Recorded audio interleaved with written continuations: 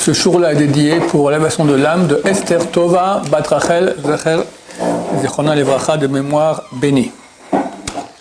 Notre parasha, Parashat Bamidbar, on commence le 4e livre de la Torah. Et au début de la parasha, Dieu demande à Moshe Rabbeinu et à Aaron de compter les membres du peuple d'Israël. Et il va être aidé par les têtes des tribus. La tribu de Issachar, la tête de la tribu d'Issachar, ça s'appelle Netanel ben Tsuar. Netanel ben Tsuar. Maintenant, c'est intéressant, il y a un beau chidouche là-dessus. C'est écrit dans les Tehillim, Betorat Hashem Heftso, ou Betorato Yege Yomam Valayla. Betorat Hashem, dans la Torah de Dieu, Heftso est son désir. Betorato est dans sa Torah, Yege Yomam Valayla, il étudiera jour et nuit. Au début, on parle de la Torah de Dieu. Dans la Torah de Dieu est son désir, Torah de Dieu. Et après, dans sa Torah de lui, il étudiera jour et nuit. On voit qu'au début, on parle de la Torah de Dieu, après, on parle de la Torah de lui. Comment ça se fait? Parce que si quelqu'un, au début, Dieu lui donne sa Torah de Dieu, d'accord, et il commence à étudier comme il faut bien, il apprend, ça devient sa Torah. Par l'étude de Torah, avec peine, parce qu'il faut peiner, alors ça devient sa propre Torah. Ça, on peut voir cela en signe dans le nom de la tête de la tribu de Issachar. Issachar, c'était la tribu où il y avait le plus de Torah. C'était connu, d'accord? Maintenant, la tête s'appelle Netanel ben Tsuar. Netanel, ça signifie Dieu a donné. Ben Tsuar, fils de Tsuar. Tsuar, c'est le mot tsar. Tsar, c'est la peine.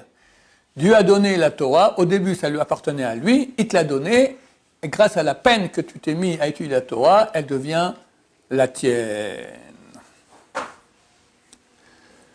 Autre pérouche. Et donc dans la paracha, on va compter le nombre de juifs qu'il y a dans chaque tribu. Et on va compter aussi à la fin la tribu de Lévi. Comment ils sont les Lévi'im? Toutes les tribus, on compte depuis l'âge de 20 ans. Les hommes, dès l'âge de 20 ans, on les met à compter. Avant, on ne les compte pas. La tribu de Lévi, on les compte dès l'âge de 1 mois. Et avec tout ça, ils seront beaucoup moins que le reste des autres tribus. Toutes les tribus, c'est 30, 40, 50, 60 000. Les Lévis, avec les petits-enfants, tout ça, ils sont en tout 22 000.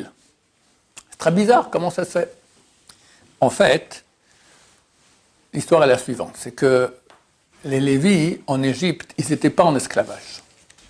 Eux, ils sont restés à Goshen, c'était la partie d'Égypte qui appartenait aux Juifs lorsque Yaakov Avinu est descendu en Égypte, il a habité là-bas avec sa famille. Beaucoup de Juifs ont quitté cette région et quand l'esclavage a commencé, ils étaient en esclavage. Les Lévim qui n'ont pas quitté cette région et qui passaient leur journée à étudier la Torah, ils n'étaient pas en esclavage. Les Égyptiens, qu'est-ce qu'ils ont dit? Ils ont dit que de même que les Juifs sont en esclavage, aussi leurs femmes sont à eux. Du genre, nous, les Égyptiens, on couche avec les femmes juives. Alors, qu'est-ce qu'il a fait Dieu pour casser cet argument? Il a fait en sorte que chaque femme juive qui tombait enceinte, elle avait 6 enfants. 6 enfants par grossesse. Alors, une fois, ok, c'est fruit du hasard, mais tu vois que toutes les femmes, elles ont 6 enfants dans chaque ventre. Tu comprends là que c'est le bon Dieu qui a fait ça.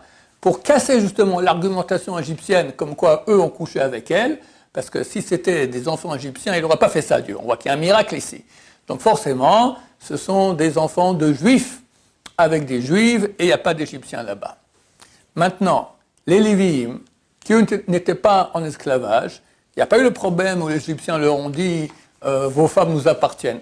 Eux, ils étaient là-bas, à Goshen, ils étudiaient la Torah, ils n'étaient pas en esclavage, donc il n'y avait aucune nécessité de faire ce miracle-là. C'est pour ça qu'ils étaient un chiffre normal, 22 000, d'accord? Les autres juifs, ils étaient 30, 40, 50, 60, 70 000, etc., parce qu'ils étaient 6 par grossesse. Le Midrash raconte que lorsque Dieu s'est dévoilé au mont Sinaï, sont descendus avec lui 22 000 anges. Et les anges étaient arrangés d'galim, d'galim. Galim, galim. En hébreu moderne, degel, c'est un drapeau. Mais ce n'est pas le vrai sens de la chose. Galim, ça veut dire un signe et aussi ça montre une direction. Et en fait, ils étaient divisés en 4 parties. 3 tribus, avec 3 parties au nord, 3 parties au sud, 3 parties à l'est, 3 parties à l'ouest. Comme ça étaient les anges. On ne sait pas exactement qu'est-ce que c'est que cette Galim. C'est des choses très très hautes en Kabbalah. Mais c'est écrit dans le Midrash que lorsque Béné Israël les ont vus, les anges, comme ça arrangés entre Galim, ils ont dit, nous aussi on veut être comme ça. Alors Dieu a dit à Moshe Rabbeinu, arrange toi aussi entre Galim.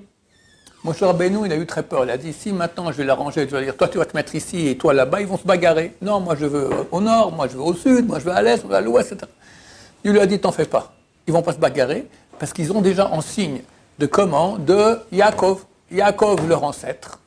Lorsque il est décédé, ils ont pris son corps depuis l'Égypte, ils l'ont amené en Israël, ils l'ont enterré à Hebron. Comment ils l'ont pris? Eh bien, les 12 enfants de Yaakov se sont arrangés. Dieu leur a dit, chacun, quel côté vous allez, chacun 3 ici, 3 au nord, 3 au sud, 3 à l'est, 3 à l'ouest. Et eux, ils savent maintenant, les tribus, que c'est comme ça qu'ils devront, oui. C'est Hachem lui-même qui leur a dit? Oui, c'est Hachem qui leur a dit. Et ils sauront maintenant que c'est comme ça qu'il faut faire, il n'y aura pas de bagarre. Les commentateurs, ils disent, regarde, on te parle maintenant de personnes qui ont vu Dieu, ils ont vu Dieu au Mont Sinaï. Ils ont vu les anges venir avec lui. Ils ont dit, on veut être comme ça. C'est fantastique, c'est quelqu'un de très très très grand, d'accord? C'est écrit que David Ameler, il a vu un ange, il a cru qu'il allait mourir, d'accord? David Ameler. Là, tout Bnei Israël ont vu les anges. Il dit, on veut être comme ça. Moshe dit, oui, mais du moment où on va maintenant, il y aura la bagarre. Qui va être à gauche, qui va être à droite, au nord, au sud, à l'est, à l'ouest, ça va être terrible. Et Dieu leur dit, non, t'en fais pas, tout ira bien. Mais ça veut dire quoi? Ça veut dire que s'il n'y avait pas eu cet argument que Dieu a dit, qu'ils ont tous vu déjà chez Yaakov Avinu quelle place avoir, ils seraient vraiment bagarrés. Ça veut dire que tu peux être très haut et très bas aussi. Et ça, il faut faire attention. D'accord? On peut arriver à des niveaux, et très bientôt va venir Mashiach, on sera tous à des niveaux très hauts. Il faudra faire attention de ne pas devenir bas non plus, pas se bagarrer avec son voisin pour des places, des choses comme ça. Ça, c'est un exemple de quelqu'un de grand qui peut être petit. Maintenant, je donne un exemple de quelqu'un de petit qui peut devenir grand. C'est une histoire qui est dans le Zohar. Les deux rabbins, Rabbi Chia et Rabbi Yossé, sont arrivés dans une ville, ils sont allés là-bas chez quelqu'un, et au milieu de la nuit, ils sont levés pour étudier la Torah. Et vient la fille du patron de la boîte, de la maison, et leur allume des bougies. Et elle s'est mise de côté comme ça pour écouter ce qu'il parlait. Bon, il parlait du Zohar. Puis après, ils ont vu qu'elle était là, ils ont dit, oh, c'est quelques bochidoshim compréhensibles.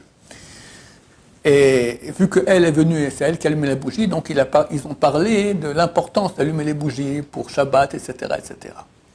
Et là, tout à coup, elle s'est mise à pleurer. Ils n'ont pas compris pourquoi elle pleure. Et le patron est arrivé, et lui a demandé qu'est-ce qui se passe. Il dit, bon, on est en train maintenant de raconter des chidushim sur l'importance d'allumer les bougies, et votre fille, elle pleure. Et il s'est mis à pleurer lui aussi. D'accord? Ah, ils n'ont pas compris. En fait, il s'avère que sa fille s'est mariée il y a 2 mois. Comment? C'est lui qui a choisi le Khatan. Comment?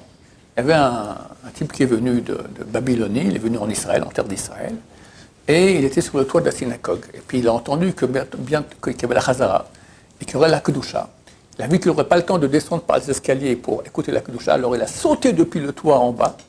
Il a failli passer, d'accord? Il a sauté pour arriver à temps, pour répondre à la Kedusha à temps. Il s'est dit ça, viens, je te prends comme mari pour ma fille. T'es un grand sadique, je te prends. Ok, génial, fantastique. Ils sont mariés. Et après, il s'avère que le type, c'était un ignare. Ignare total. Il s'est dit, viens, je t'enseigne un peu des choses de Torah, un peu, voilà, la Gemara, la Mishnah, les brachot. Et la fille qui voulait tellement un mari Tamil Chacham, et ben, quand elle a entendu maintenant le mérite qu'il y a d'allumer des bougies pour son mari qui étudie la Torah la nuit, elle s'est mise à pleurer. Et le père, quand elle a entendu ça, il s'est mis à pleurer aussi avec. À ce moment, le mari, il arrive, au milieu de la nuit, comme ça. Ah ben, les deux tzadikim là-bas du Zohar, il dit, viens, je veux te voir, maman. Il regarde et dit, tu racontes des histoires, ce type-là, il sera un grand Tamil Chacham. Ah, le père est super étonné. Et le mari, il dit, oui, effectivement. Je suis arrivé de Babylonie, et j'avais peur, je ne savais pas comment l'étude ici qu'il y a en Israël, peut-être que je vais ouvrir la bouche et les gens vont me tomber dessus, etc. J'ai dit, pendant 2 mois, je passe pour un ignare, je dis rien. Et la fin du deuxième mois, c'est aujourd'hui. Il a commencé à parler. Et les deux tzadikim l'ont entendu, ils étaient complètement retournés de voir il disait des secrets extraordinaires de Kabbalah. Ils ont dit, regardez, votre mari là, ton gendre, c'est quelqu'un d'extraordinaire. On refait un mariage avec toute la joie cette fois. Ils ont refait encore un mariage avec toute la joie. Et après, ils ont envoyé Rabbi Shimon Bar Yochai, c'est le grand maître de la Kabbalah. Il racontait, oui, moi j'ai vu qu'il y avait quelqu'un de fantastique qui était là-bas. Racontez-moi un peu, qu'est-ce qu'il a raconté. Voilà comment quelqu'un de grand peut être petit et comment un petit, il peut être grand. Ah, oui. c'est dans la Kabbalah, cette histoire? Oui, dans le Zohar, c'est écrit. Dans notre paracha, il y a un verset Vayamot Nadav v'Avihu lifnei Hashem. Et est mort Nadav et Avihu devant Hashem. Quel est le problème de ce verset? Le problème, c'est marqué et est mort. C'est un singulier et on parle d'un pluriel de Nadav et Avihu. C'est donc Aaron, il avait 4 enfants, dont 2 Nadav et Avihu qui sont morts. Et le texte, il dit et il est mort Nadav et Avihu. Mais on parle d'un pluriel et ils sont morts, pas et il est mort. Dans la Torah, une erreur d'orthographe comme ça. Alors le Zohar, il dit qu'en fait, vu qu'ils n'étaient pas mariés, alors ils étaient considérés comme des demi-personnes. Quelqu'un qui n'est pas marié, c'est un demi-personne. Et quand ils se marient, ils deviennent une personne entière. Alors vu que les deux étaient 2 demi, tu mets 2 demi ensemble, ça fait 1. Donc c'est un singulier. C'est pour ça que la Torah, elle parle de un singulier. Et on voit, dans le livre de Shemot, c'est marqué Pinchas. Pinchas, c'était leur neveu. Pinchas, c'est marqué Pinchas, il appelait Ben Elazar Ben Aaron. Il était le fils de Elazar, qui était le fils de Aaron. Mais il faut décider, il faut dire Ben Elazar, pourquoi tu me rajoutes un Ben Aaron? Parce qu'en fait, les deux, Nadav et Avihu, ces 2 moitiés-là, sont allés en Gilgoul dans le corps de leur neveu de Pinchas. Et donc Pinchas, il était pour lui-même l'enfant de son père, Elazar, mais les 2 parties qu'il y avait en lui, Nadav et Avihu, étaient les enfants de Aharon. Donc le texte, il dit une chose bizarre, il dit Pinchas, Ben Elazar, Ben Aaron. Voilà, comme quoi c'est une grande mission de se marier, Bezrat Hashem, préparez-vous, parce que quand Mashiach revient, ça va aller tchic-tchac. D'accord? Dans le Talmud, c'est écrit, il faut se marier à 18 ans et jusqu'à 20 ans. Voilà, donc sachez que quand Mashiach reviendra, ça va aller très vite, Bezrat Hashem. Voilà, on s'arrête ici. Baruch Adonai, l'olam, amen va amen.